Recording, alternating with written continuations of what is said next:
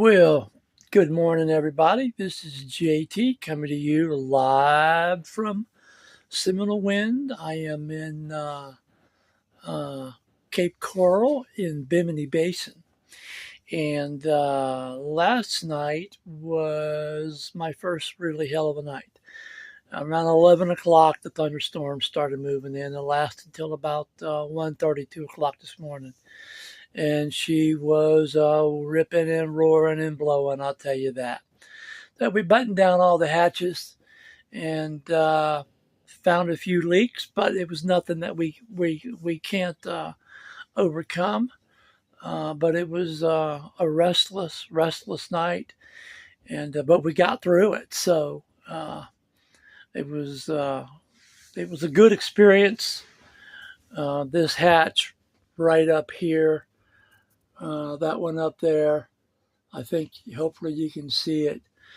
Had a little leak on the corner, and I'm like, man, that shouldn't be leaking right there, you know. And then this morning when I went back out there, it had a part of a sheet that was, a sheet, like you sleep on, underneath it, and that's what held it from locking down really good.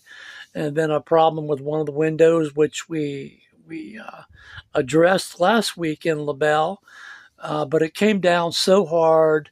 But there is a spot over there that I do need to redo. I don't know where I'm going to do it yet, or even how I'm going to do it or when I'm going to do it. But it does got to be dealt with here pretty soon. And the boat handled the storm very, very well.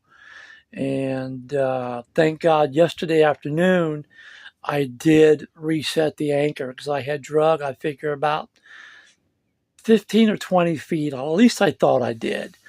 I have a drag alarm on my Garmin, but your Garmin, has got to be on and plugged in and using voltage.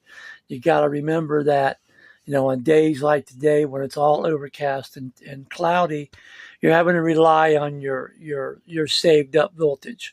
And you have to remember that night because solar panels do not work with no sun. Now I can crank the engine up, and I do have a 50 amp battery charger that charges two batteries at a time, and so they're wired in a parallel, so they'll charge them all together. And so, but I have a selector switch also that controls all of that. But everything was good last night. I got through my first major storm.